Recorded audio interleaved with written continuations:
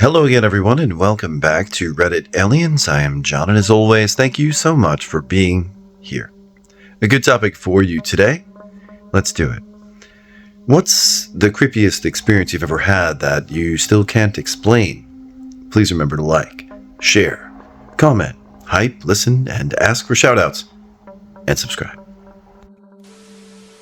In junior high, a friend and I snuck out and were trying to make it across town to a party, the 80s and 90s. And we had to hide from a car, so we jumped behind a bush. It was against a house by a window. We were not the only people hiding in that bush. I've never forgotten that or not wondered what was happening. This happened in my late 30s. My husband, kids, and I were in the living room just hanging out watching TV and talking. I was sitting on the sofa, and something, I can't remember what, fell off, so I went to pick it up. But as soon as I bent over, my foot touched the ground and my hand was on the object. All three things were done at the exact same time. I was no longer in my living room or myself. I was stepping off of a street curb, basically in the same position in what looked like a big city in the 20s or 30s. I looked down at myself, and from what I saw, I must have been a man because I had on a suit with a long coat and expensive shoes and a hat. I'll have to dig up my journal because I wrote it all down, but I think I remember seeing this person's reflection in the water by the curb of a car's window. It's been a while. It only lasted a few seconds, maybe longer.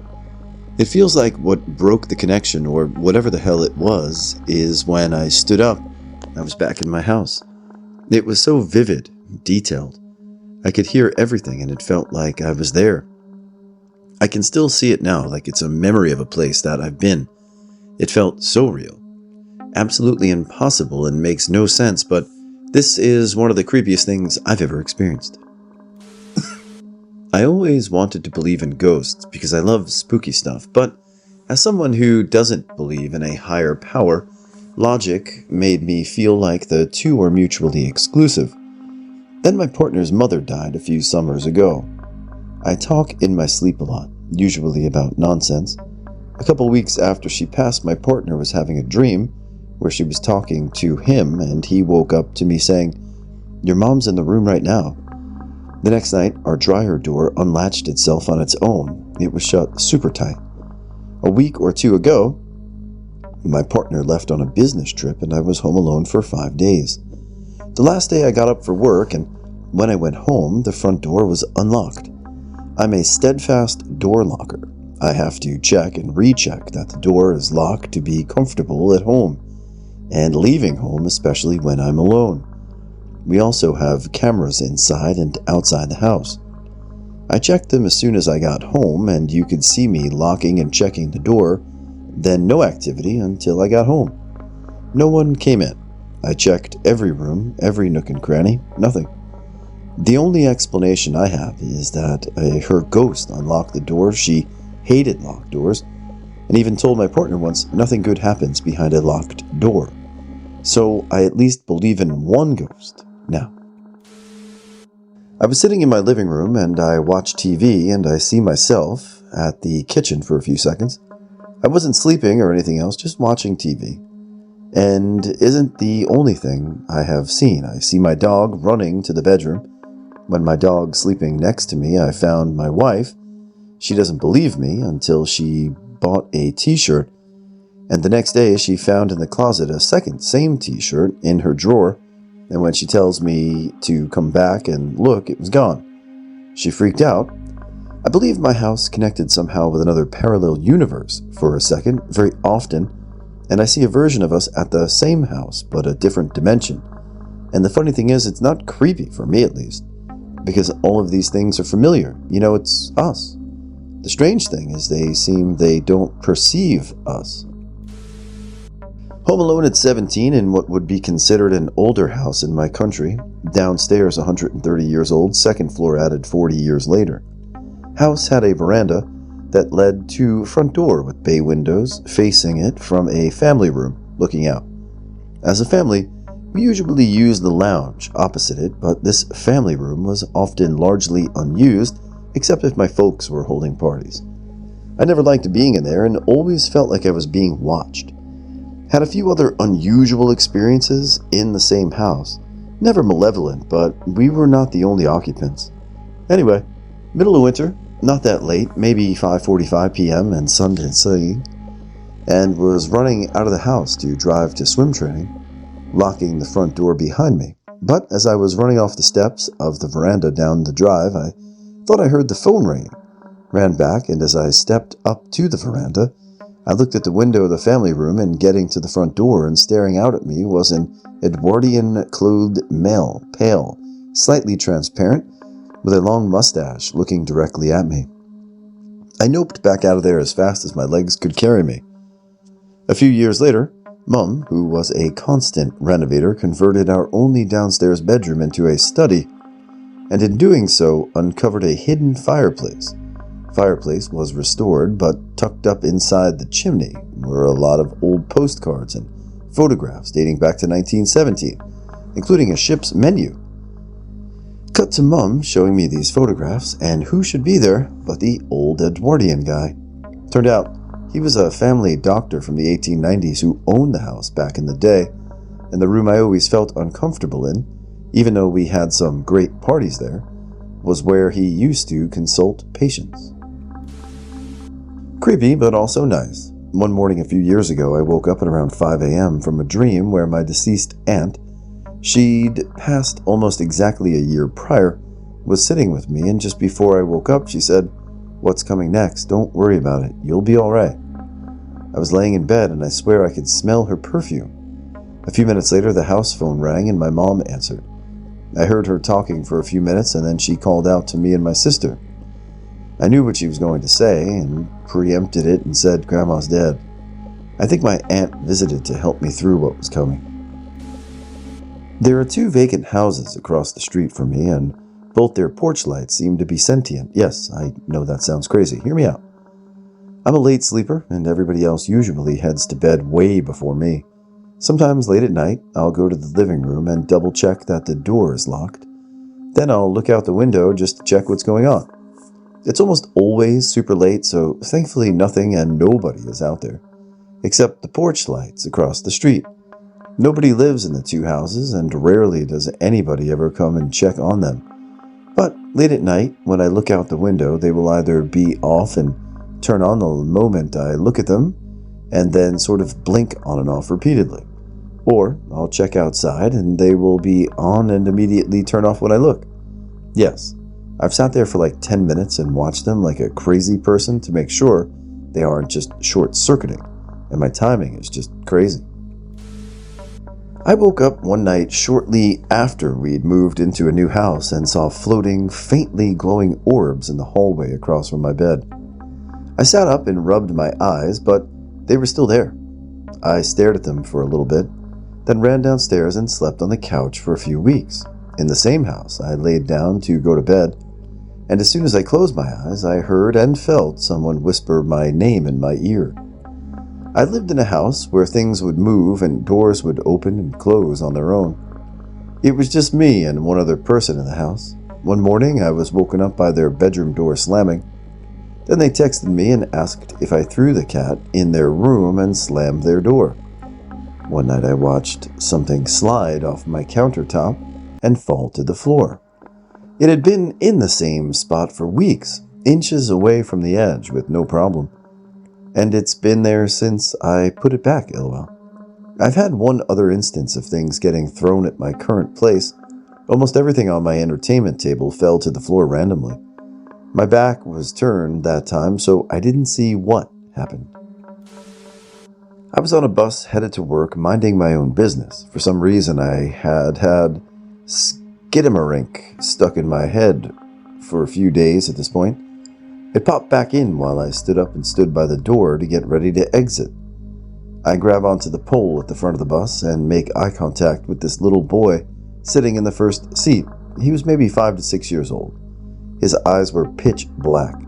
He stares at me for a solid minute and then bursts out, "Skidamarink, gadink, gadink," like 3 times in a row. Never breaks eye contact. I felt myself go pale. It felt like a horror film. This felt like some kind of otherworldly entity. Even just thinking about it gives me the creeps. I drove into my neighborhood years ago in early evening and saw teenagers playing roller hockey in the street. I slowed down waiting for them to pull off to the side, and as I got right up to them, I became suddenly aware these figures could travel from the lawn to the street without stepping off the curb. They were translucent, watery-looking people moving all around.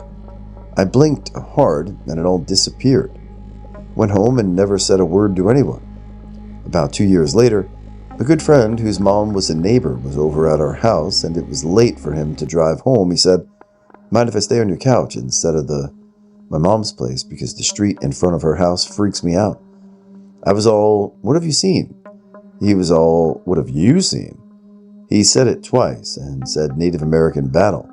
I said roller hockey, but his makes a lot more sense, given this is an area long populated by the Potawatomi Indians. Try as I might, never saw anything there again. I took a tour of the Myrtles plantation in Louisiana with my girlfriend at the time. It's supposedly one of the most haunted places in North America, with quite the most haunted and a few people there that have been killed brutally over the years, including one slave woman who was hung and then had her body thrown into a nearby river. It was only the second room of the tour when we walked into what they called the General Bradford room, or the Red Room. Anyway, as soon as we got in the room, I felt some kind of strange chill or presence behind me. It wasn't literally cold, almost like a sixth sense of some kind. Then I had this, sixth sense kind of thing, this dropping feeling in my stomach. The same kind you get when a roller coaster drops you from a steep ramp and then you feel weightlessness for a second. And lastly, all my abdominals twitched as if electrodes had been attached to the stomach and then shocked me. It wasn't painful and didn't feel evil, but it was totally inexplicable in terms of what caused that. That kind of thing doesn't just happen when I go to 7-Eleven to get coffee or whatever. Hey guys, it's John again. Thanks for listening. We still got plenty more. This is like a 38 minute long video today, so enjoy. I just want to say hi to Tube Kingstone. Thanks for checking in. Things are going pretty well in the new year. Upward momentum is what we're looking for. Anyhow, I hope you guys are doing great and love reading your comments every day. So I'll see you guys tomorrow. Have a great one. 2 times. When my dad died, we put an addition on our house so my mom could live with us. She lived with us for 13 years until she died. We were all very close. After she passed, we had the floors on her side redone. Her walker had a worn path on the floor. We live on a corner, so she had her own entrance. When the workers applied the clear coat, they started at the door that was connected to our side and worked back to her entrance as not to ruin the clear coat. We had both entrances shut for 2 days and no one went in. After that time, when we walked through to look at everything, we found that nightlight that was in her bathroom was completely melted and set on the counter, and there was black soot above where it had been plugged in. My husband asked the floor guys about it to thank them for keeping it from starting a fire, but they said they hadn't touched it, that they hadn't even been in that bathroom that day. About 3 years later, we had just finished eating Easter dinner with our neighbors.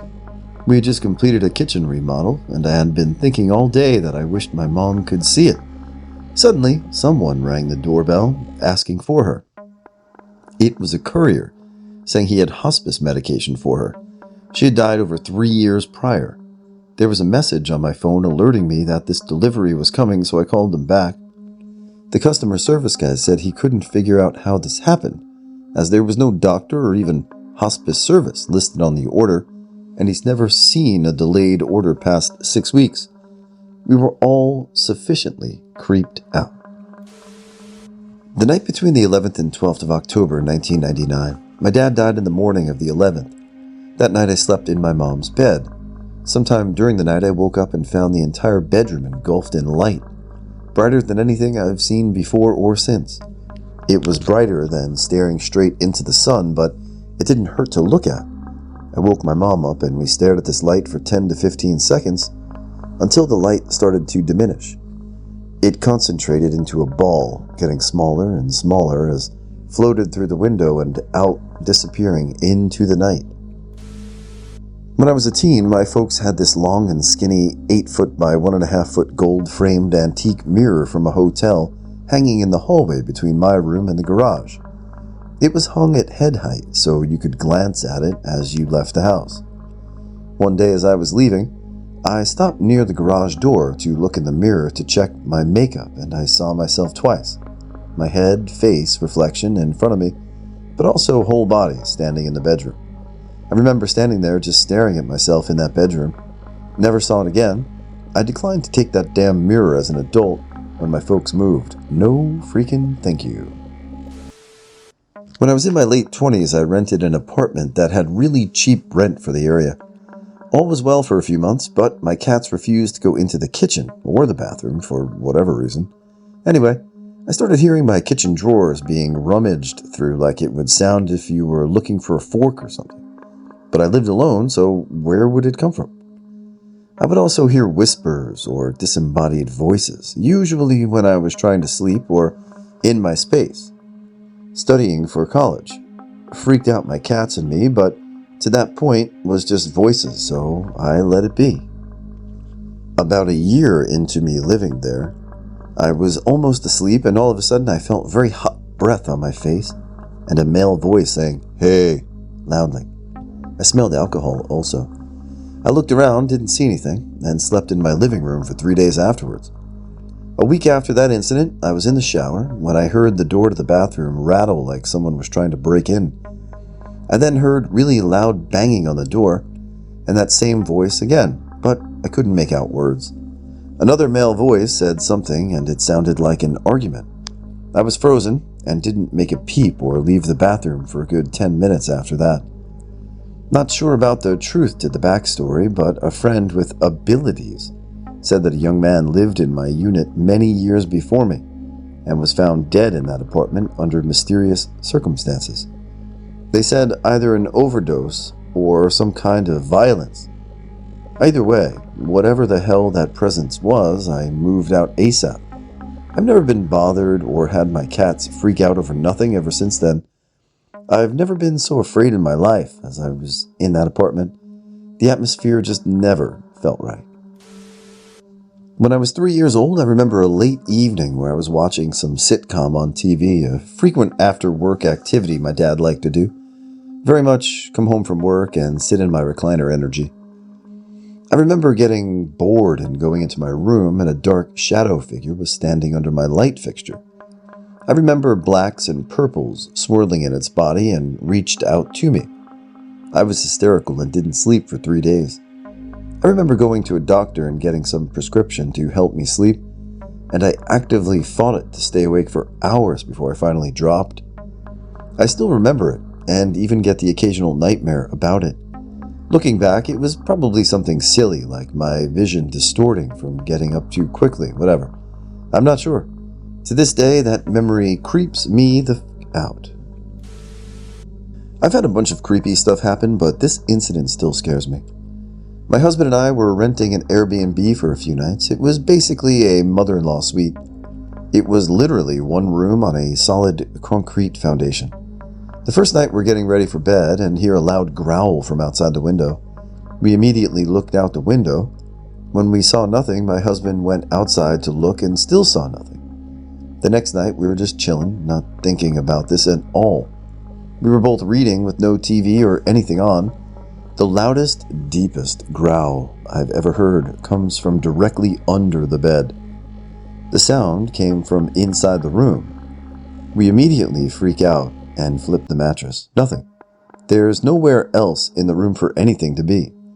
The next morning, I go outside and inspect this little house thoroughly. There was no way for anything to be under the house, no crawl space below or above.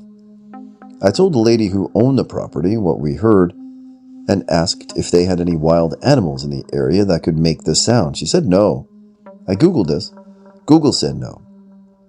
I've worked with dogs professionally for years. Not even the biggest dog could growl that deeply. Sometimes I'll be chilling in bed and randomly remember this, and I'll still feel pure terror.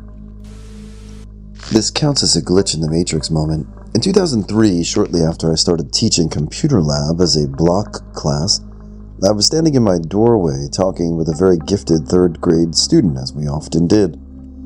That day's topic was really long words. I told him about one I learned at a fairly young age, anti-disestablishmentarianism.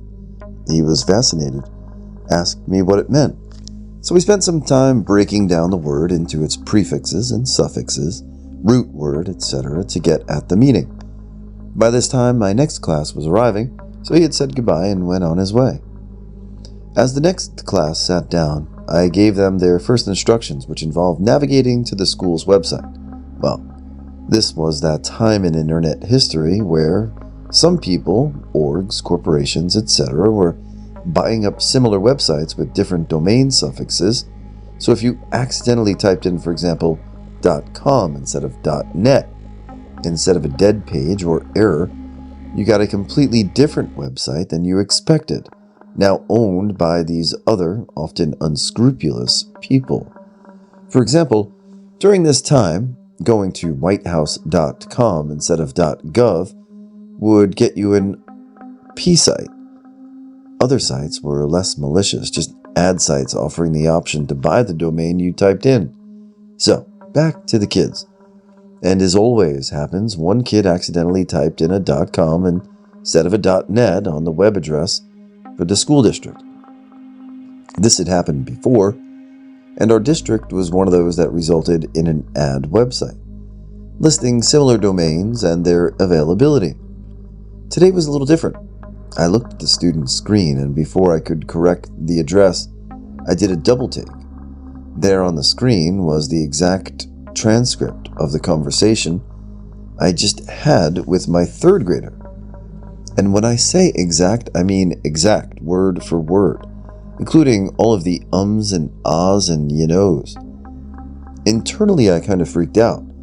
Didn't show it outwardly, but I immediately changed the website to the school district, like I needed to get it off the screen as quickly as humanly possible.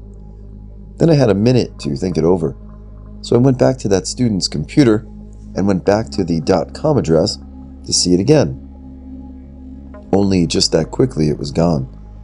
It made me regret not having the forethought to grab one of our digital cameras and take a picture. To this day, I still have no idea how it happened, but I've always had that feeling I got a peek behind a curtain we don't even know exists. I was pregnant with my son at 17. His bio was abusive, and we would see each other off and on through the pregnancy. I was staying at my dad's after we first broke up, and after the first time he came to see me there, randomly one day I heard our wall phone dialing out. Then the doorbell rang. So I went down to see who was at the door, and I see this man in a cowboy hat walking down the sidewalk. I eventually go live with my mom, and again sometime after a meeting with the bio, I'm laying on the couch, the front door's open, and our corded phone starts audibly dialing, and I hear someone on the porch. I get up and look out to see who's out there, and it's Cowboy Man walking down the sidewalk. My mom and I moved to another town, into an apartment. The bio came to visit me there, and sure enough, sometime after, the phone dialed out, and the doorbell rang, no one at the door, so I looked out the window and saw a shadow of a person walking away. I've always wondered who this man was, and if it was some kind of protector. Maybe he was my grandfather that resembled him that I never met. He passed a couple weeks after I was born. I never saw Cowboy Man again after the third time. After I had my son, I was done with the bio. I moved on, and he didn't want to be a part of his son's life, etc. Until 2017, 17 or 18 years later. I moved to a different state. I started having experiences. I've had many experiences since I was a child, but this one just leaves me baffled. A few nights, over a couple of months, I keep having issues at night. Someone in my ear saying my name, sitting on my bed, knocking, etc. Then one night, I see Cowboy Man on my balcony just standing there. I hadn't seen or thought about him in years, so why is he visiting again? A few days later, I start thinking about my estranged aunt, my dad's sister. I haven't seen or spoken to her in many years, but I wanted to reach out. So I go searching online to find contact info or a profile or something, but I found her obituary instead. She had passed away in 2016. So I called my dad, and apparently nobody had any idea she died. Literally, no one knew. My other aunts went and claimed her remains, etc. Since then, I haven't had too many experiences. All the night stuff completely stopped, so I kind of do believe Cowboy Man is my grandfather, and he had brought my aunt to me to let everyone know she passed on. I think it was her saying my name in my ear during those nights, sitting on my bed, trying to get my attention, somehow. When I was around 9, I had fallen asleep on my mom's bed. I woke up sometime in the middle of the night to go walk to the bathroom and then to my bed. When I opened my mom's door, I saw a big seagull-looking bird in the hallway quickly hop down the hallway toward the bathroom, and I almost shat myself. I ran back to my mom to wake her up screaming. This was in a closed home. Never had even a small bird wander in, and this was in the mountains in the middle of Colombia, so definitely not a seagull. We went to look around because I saw it clear as day. I wasn't still half asleep or anything, and there was plenty of light in the hallway for it to not have been some visual aberration. No sign of any birds, no sound, and a bird that size would have been easy to spot anywhere in the house. Not a super meaningful interaction with some ghost or something, but it still gives me chills to this day. Why the would a big random bird just appear for a couple of seconds and disappear? I haven't really believed in paranormal stuff most of my life, to be honest, but this post crossed my feed, so I thought I'd share. I've never seen anything else like this that I couldn't explain. I definitely will never forget that one freaky bird. This happened over a year ago, but earlier than 2 years. I got up to use the bathroom in the middle of the night, let's say 3 a.m., just as a ballpark. I do my business and start to head back to my room. Down the hallway, in the deep black of night in that house, I saw someone walking towards me. It was about the same size as my boyfriend, so I figured they were going to the bathroom too. As we passed each other in the hallway, though, he shoulder-checked me hard. I thought to myself, what the is that all about? But they have anger management issues, so figured he was just pissed off about something, and sure, they turned and went to the bathroom without even looking back at me. I get to my room, open the door, enter with my head down, and instinctively turn around and slowly close the door behind me. I turn around, this time my eyes make their way to the bed and I freeze. I've heard people use the expression frozen in place before, but I always felt they were over-exaggerating things or just being dramatic. I can tell you with absolute certainty that you can be frozen in place with fear, whereas you cannot move or breathe or anything. That was the situation I found myself in. On the bed, with the nightstand light up and basking the whole room in a soft glow, was the boyfriend. He was still snoring away, but was not alone. I don't know how to really describe what I was seeing. Best I can say is, imagine if you were able to double a person in place where they were. Then you took the double and moved them just slightly off center of where they were and made them blurry or buzzing like static electricity. That's what I was seeing. Only whatever this thing was, it was staring right at me. And slowly, so very slowly, sinking down into the mattress. This whole ordeal took about 2 minutes. Not for one moment did I break eye contact with that thing as it sunk deeper and deeper into the mattress until it was gone completely. The scream I had been trying to get out the whole time finally was able to escape my throat, which woke my boyfriend up with a startle. We both got dressed and made a beeline to the car, and I filled him in once we were somewhere away from that house. They of course didn't believe me, and I can't blame them. Had I not seen it, I wouldn't believe me either. He did mention dreaming about quicksand before I woke them up, though. I slept on the couch for 6 weeks before I was finally able to go back in and sleep in that bed. The strange part of it all, though, in retrospect, whatever that thing was, I don't think it wanted to hurt me or him, but it was absolutely vital that I saw it, and I remembered it. That was the feeling I left with. It needed to be witnessed at any cost. I was at the Woodchester Mansion in the Cotswolds doing a ghost tour where they lock you in all night, 9 p.m. to 5 a.m. We'd been doing some talking to the spirits, asking them to show themselves and doing glass tipping and other questionable stuff. I'm an engineer, so I have a healthy amount of skepticism for most things. However, some weird shit definitely happened, but there was always too many plausible things that could have been explained, so I was hyper-focused on the surroundings, trying to figure out how it could be mistaken for something paranormal. So it's like 2 a.m., and we're standing in this creepy-ass cellar in complete darkness, holding hands and asking spirits to show themselves. Nothing's happening, and I sort of zone out, looking at the floor in front of the girls who were across from me in the circle. It was dark, but we had been down there for over 15 minutes, so our eyes had all adjusted. It was probably about 10 of us in a circle, and the cellar was large, so we weren't bunched together holding hands. As people are still talking, I look up from the ground and I realize, damn, they're like all squished over there across from me. Why don't they spread out? There's a ton of room. So I start to slowly bring my eyes up and I see there are 3 pairs of legs with shoes. One pair of legs was wearing Jordans. The middle pair of legs was wearing what looked like brown leather boots with really round and pronounced toe. And the third pair of legs was wearing the old school white high-top Reeboks, but only 2 people. I saw the 2 girls standing a good distance apart in the other worlds. They were not squished together. So my brain starts trying to compute what's happening.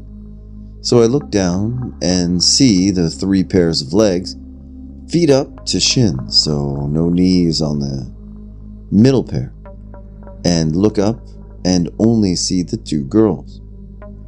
I probably did this 3 or 4 times before my brain was finally like, danger, Will Robinson, danger. And I started screaming. I've been through several natural disasters, and I have never felt the kind of fear I felt in that moment. When I started screaming, everyone started panicking, and I did what we were told to not do, break the circle, and pointed between the girls screaming that there was someone between them. To look at their feet, there's something between them. So some people looked quickly enough where they said they saw the middle pair of legs before they disappeared. I ran upstairs where the lights were on, and I started having a minor panic attack because I was like, what the that makes no sense. Eventually I calmed down and I started asking the people who said they saw the disembodied pair of legs what the shoes looked like. They all answered the same. And honestly, the entire time I was almost inspecting everyone's shoes, maybe because somehow I saw a reflection. Except I knew it wasn't a reflection, but maybe I had somehow missed it at first. Nobody was wearing boots like those, and when the second group that had been on the second floor came down, nobody from that group did either. To this day, I couldn't find or think of a way that could logically explain how I saw 3 pairs of legs. It's been 9 years in August since it happened. And the more time passes, the more I second guess what I saw because my logical, fact-based brain says ghosts aren't real. So there's no way I could have seen one, except maybe I actually did. And it still scares me so much that I'd rather believe that I must have been mistaken somehow. What was sorta cool, but not exactly, was that I did a second tour like that near Kidmeister with a different company later that same week. Well, we were waiting for other people to show up. The tour guide asked if we had done these kinds of tours before, and we were like, yeah. We did one at Woodchester Mansion. Nobody said anything about my freakout, and the tour guide said, oh damn, yeah, that can be intense.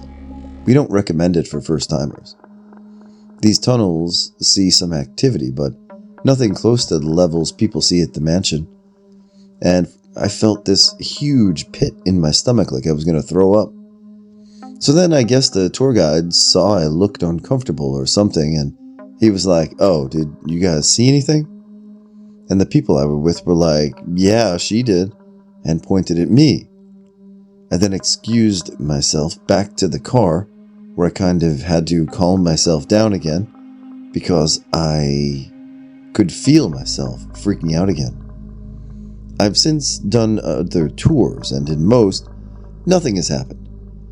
In the rare few where something did occur, that was the questionable. There were too many variables for me to think, yeah, that's something paranormal.